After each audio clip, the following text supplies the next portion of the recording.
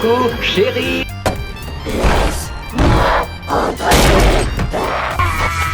Et ne bougez plus. Et je respecte toujours mes promesses. Tarte à la rhubarbe demande d'incroyables séries.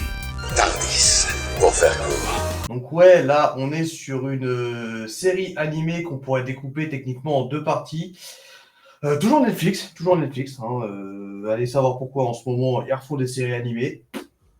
Parce que ça marche. Voilà, ça va être ça. Donc, cette deuxième partie s'appelle Le Prince Dragon sur les traces d'Aravos. Donc, il fait suite à une première partie qui s'appelle, enfin, mais c'est la même série, hein, je vous rassure, qui s'appelle tout simplement Le Prince des Dragons, ou Dragon Prince en VO, qui est quand même vachement plus cool.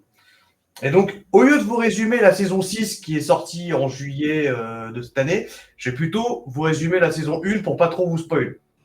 Ouais, ok. Donc, on se trouve dans un monde qui a 6 sources de magie connues et qui sont utilisées uniquement par les créatures magiques. Donc, les créatures magiques, c'est dragons, nains, elfes. Bon, il n'y a pas de nains, mais tant pis. Ok. Voilà, donc c'est des créatures magiques. Et puis les humains qui, eux, ne peuvent pas utiliser sont apparemment incapables d'utiliser de la magie. Sauf que ces humains, sentant un petit peu une espèce de menace envers ces créatures, vont apprendre à maîtriser une 7e forme de magie qui s'appelle la magie noire et qui se base en fait sur l'extraction de la magie des créatures vivantes pour utiliser leur magie. Ah ouais, je vois.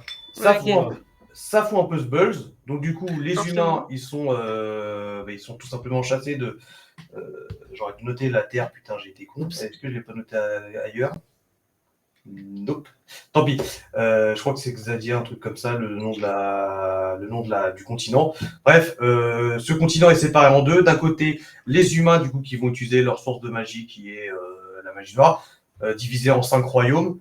Et de l'autre côté, le continent original avec, du coup, un roi dragon qui protège la frontière avec des alliés, notamment elfes, pour empêcher les humains de revenir foutre un petit peu le bordel.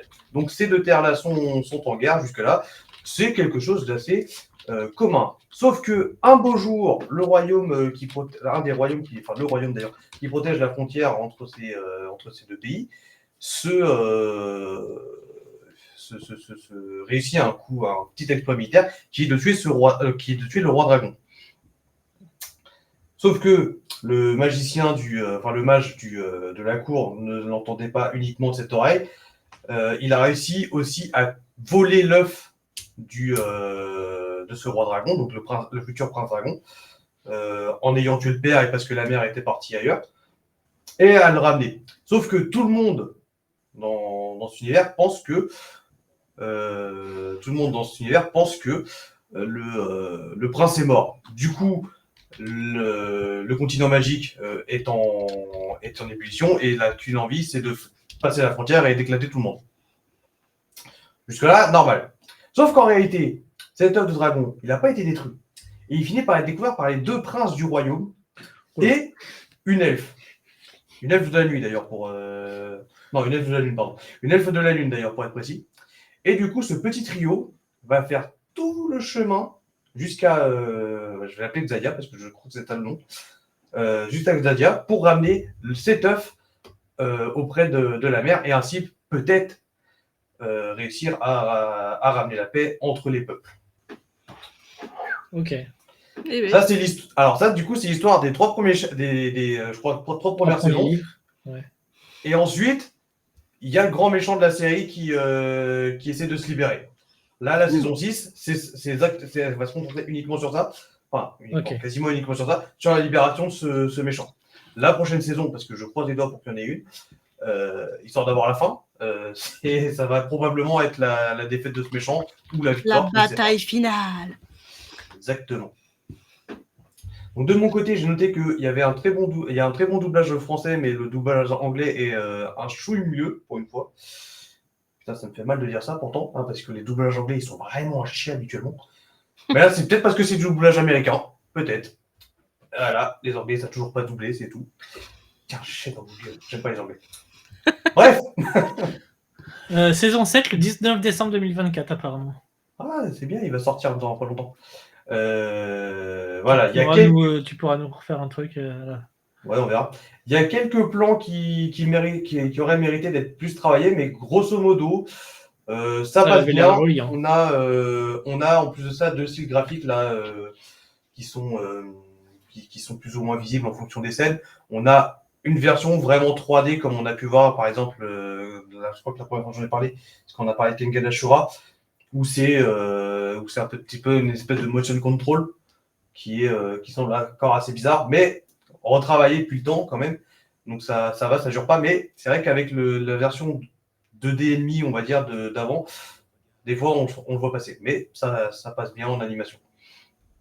C'est plus pour le fond, parce que c'est une histoire qui va être plutôt pensée pour des enfants. Hein, on va pas se le cacher. Ah, je pensais dans que c'était pour jeunes adultes ou adultes. Voilà, dans le sens où un enfant va pouvoir le voir de ses yeux émerveillés par le fantastique. Un jeune adulte va pouvoir le voir. Forcément. Il verra les il va enjeux voir politiques le et truc. trucs comme ça derrière un peu plus. Là, moi qui est un peu plus. Enfin, un peu plus. Qui est plus vieux. Encore comme un Qui est jeune vieux. adulte. Je suis encore un jeune adulte. Un jeune adulte, mais un peu moins jeune que les jeunes adultes. Voilà, c'est ça.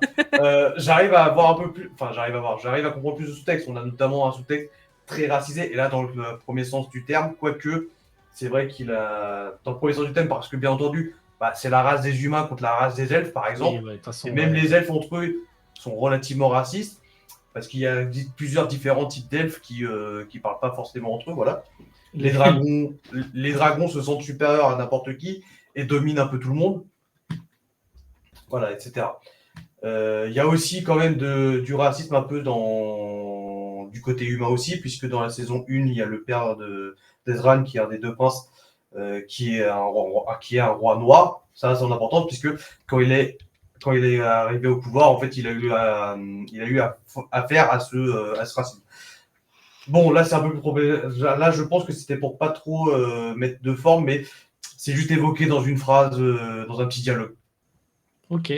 Donc, mais voilà, ça aurait pu être un peu plus creusé. Mais bon, le racisme est quand même présent, puisque au bout d'un moment, bon, je spoil un petit peu, mais au bout d'un moment, bien entendu, les peuples commencent à se rapprocher, mais ça plaît pas forcément à tout le monde. Donc voilà, c'est pour ça que Aravos, qui est un elfe des étoiles, arrivera peut-être à se libérer. C'est parce que justement, les peuples ne veulent pas forcément retourner dans une entente au moins cordiale.